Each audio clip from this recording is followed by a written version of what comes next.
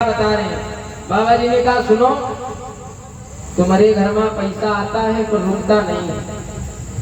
हाँ, अब उन्होंने कहा हाँ बाबा जी यह बात तुम बहुत सही कही, हमारा पति खूब कमाओ थे, पैसा एक रुपया नहीं रुका। अच्छा हम तुमसे पूछी पैसा कैसे पास होगा बताओ।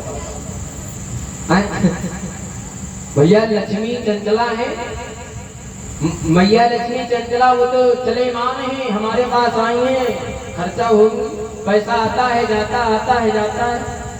और उनने बता दिया, उनने कहा पंडिया बात माँ बहुत सही है, पैसा तो बहुत है पर हमारे सिर टिकट नहीं है।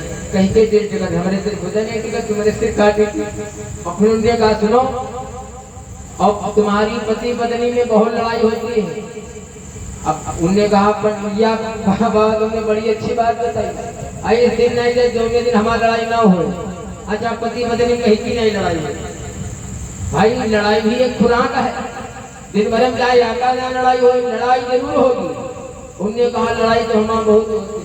अब उनने जैसा जैसा बताया, जैसा उनके घर में चल रहा, जैसा उनके साथ चल रहा, उनका वैसा पूरा बता देने वही मान गए। 500 रुपया दो, सगरी तुम्हारी बाधाएं नष्ट हो जाएगी। अब वही मार जा पति छुपा के 500 रुपया लाख दिखाई दे दें, और यहाँ चलो इनका दे दें। शाम का पति ऐसी झगड़ा चालू करे, पैदा घर में झगड़ा हो रहा है, बताओ अब तुमका कौन ही अच्छी राह बता के कि झगड़े चालू हुई जाए।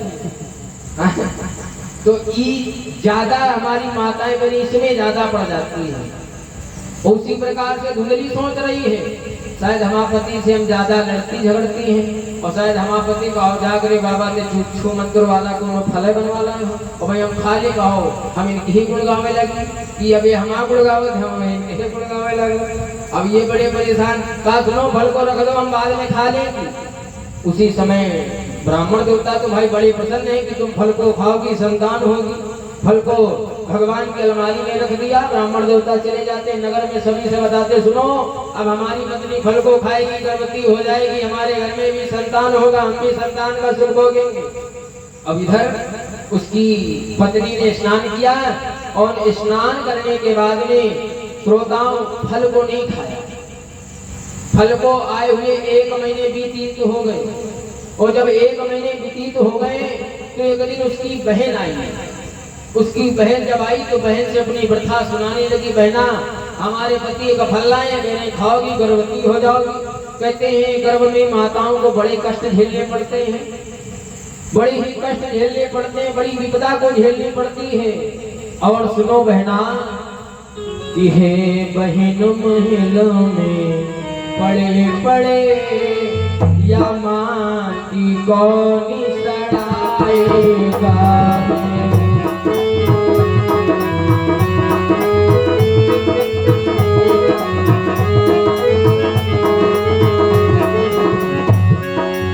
धुंधली कहने लगी बहना खाना पीना सिंगारी खेल सब अब छूट जाएगा।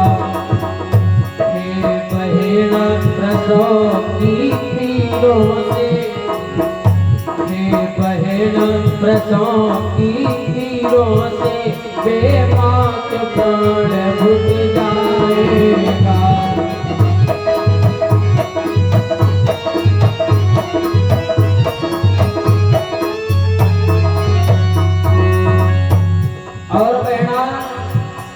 कहते हैं यदि हमने फल को खा लिया, गर्भ में बड़े कष्ट झेलने पड़ते, 9 महीने तक बालक को कोख में रखना पड़ता है, अनेकों कष्ट झेलने पड़ते हैं, कोई चीज भी हम नहीं खा सकते हैं, नियम पालन करना होता है। और फिर क्या होगा सुनो, फिर पैदा भी संतान हुई तो जीवन भर को भार हुआ, और अपनी सुख की घड़िया छूटी, अपनी सुख की घड़िया छूटी, दूसरा दुख तैयार हुआ।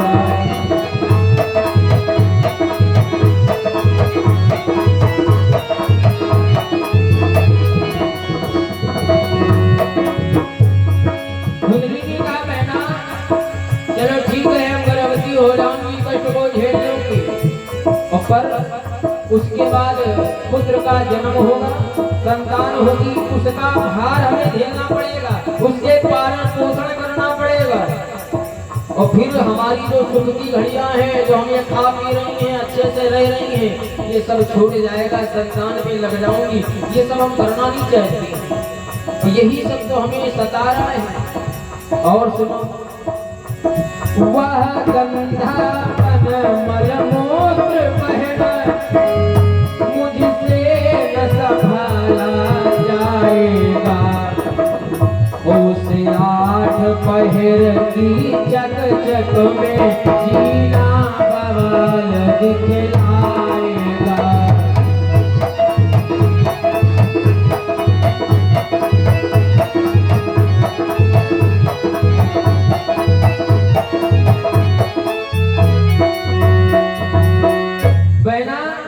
कहते जब संतान हो जाएगी उसके पालन पोषण करना होगा, मलमूत्र कर देगा तो वो भी गंदगी हमसे संभाली नहीं जाएगी। ये सुख हम नहीं करना चाहते, ये दुख हम नहीं उठाना चाहते, हम फल नहीं खाना चाहते। और शायद कहते हैं गर्भवती माताएं भाग भी नहीं पाती, और शायद हमारे गांव में कहीं आग लग गई, तुम बंजे तो भाग जाओगी, हम तो जल करके राख हो जाएंगे, इसीलिए हम फल नहीं खाना चाहते।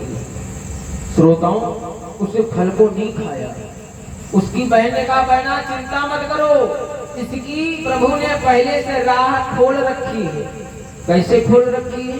कहा सुनो, फल आए 1 महीने हो गए हैं ना, सुनो कि फल आए जितना समय हुआ और उतना ही गर्भ हमारा है, और अब अपने पति को बातों में बहकाना काम तुम्हारा है। बहना, फल आए जितना समय हुआ है ना, उतना ही गर्व हमारे अंदर है। अब अपने पति को बातों में बहका लेना और हम अपनी संतान तुमको दे देंगे। सुनो, तुम फिर क्या करना कि मेरा बेटा अपना कहकर और बातों में उन्हें भुला देना, और फिर दूध पिलाने के खातिर और मुझको यहाँ बुलवा देना। बहना, मेरा बेटा अपना कह करके अपने पति को बता देना और सेवा करने के लिए हमें बुला लेना, हम उसे अपना स्तनपान भी करा देंगे। अब तो श्रोताओं दोनों ने आपस में सलाह कर ली, विचार के इस फल को क्या किया जाए। कहा सुनो, ये संत का प्रसाद है, संत का प्रसाद मिथ्या भी नहीं जा सकता है। गाय ने कभी बछड़े को जन्म नहीं दिया है, तो इस फल को गाय को खिला दो कि लुका छिपा कर गाय को वाह फल दिया खिला। दोनों ने आपस में सलाह करके उस फल को गाय को खिला दिया। धीरे धीरे समय व्यतीत होने लगा। धीरे धीरे समय जैसे व्यतीत हुआ, 9 मास बीतने के बाद में धुंधली की बहन के द्वारा एक संतान हुई। उसी संतान को लेकर के धुंधली की बहन ने धुंधली की गोद में डाल दिया। श्रोताओं, उस गाय ने भी एक बछड़े को जन्म दिया है। देखने में मनुष्य के समान है, केवल उसके कान गौ के समान है। ब्राह्मण देवता बड़े प्रसन्न हैं कि हमारे यहाँ एक संतान नहीं हो रही थी, अब तो गाय ने भी मनुष्य रूप में बालक को जन्म देना प्रारंभ कर दिया। सारे ग्रामवासी देखने के लिए आते हैं। चलो देखते हैं कि ब्राह्मण देवता के घर में गाय ने मनुष्य रूप में बालक को जन्म दिया है, बछड़े को जन्म दिया है।